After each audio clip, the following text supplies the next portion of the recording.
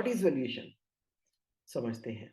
Valuation ना business की निकालना एक प्रोसेस है जिसके द्वारा हम देखते हैं कि मेरे बिजनेस की वैल्यू कितनी है। कल को मैं बेचूंगा, किसी इन्वेस्टर के सामने जाऊंगा और अपनी ओनरशिप उसको दूंगा तो उसके बदले में मुझे कितने पैसे मिल सकते हैं, यानी कि मैं बिजनेस को बेचूंगा। That is one objective, but that is not the only objective. Valuation के और भी बहुत सारे एस्पेक्ट्स हैं, रीजन है जिसकी वजह से मैं वैल्यूएशन करवाना चाहूंगा।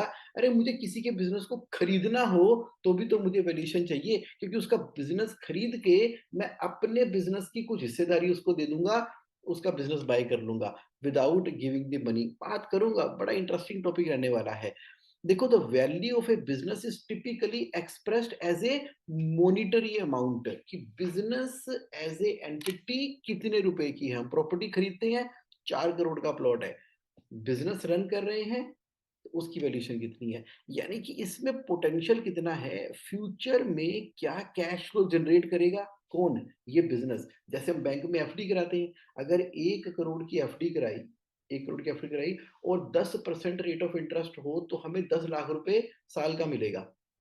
तो अगर 10 लाख रुपए साल का मुझे मिल रहा है, तो यानी कि एफडी की वैल्यू 1 करोड़ रुपए की है। 10 लाख रुपए साल का मेरा बिजनेस प्रॉफिट कमा रहा है, तो यानी कि बिजनेस की वैल्यूएशन 1 करोड़ रुपए की है।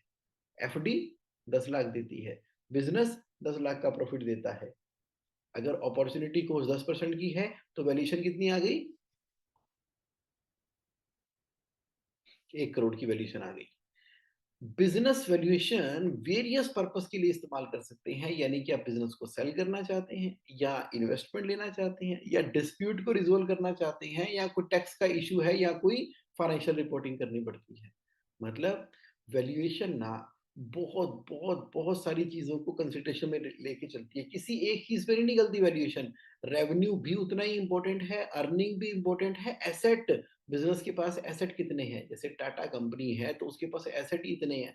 बिजनेस चाहे कोई लॉस मेकिंग में चल रहा हो, अर्निंग हो ना रही हो, सेल उसकी हो ना रही हो, लेकिन अंदर प्लॉट, प्रॉपर्टियां, एसेट इतने हैं कि उसकी वैल्यूएशन बहुत बनी हुई है।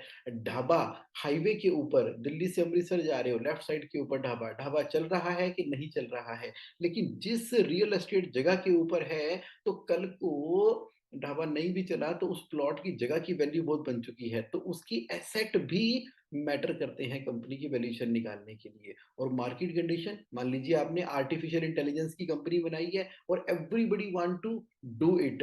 अब आर्टिफिशियल इंटेलिजेंस वाली कंपनी, अगर पिछले कई सालों से आप काम कर रहे हो, अब इधर किसी को गवर्नमेंट का कॉन्ट्रैक्ट मिल गया, क्योंकि आर्टिफिशियल इंटेलिजेंस के लिए 3 लैब एस्टेब्लिश भी होने वाली है इंडिया के अंदर, तो उन्होंने आपकी कंपनी को बाय कर लिया। मार्केट कंडीशन ऐसी है कि उनको तो एक ऑलरेडी रिसर्च्ड कंपनी चाहिए थी जिसके अंदर कुछ एक्सपर्ट्स पहले से ही काम कर रहे हो। कंपटीशन भी डिटरमिन करता है वैल्यूएशन क्या होगी।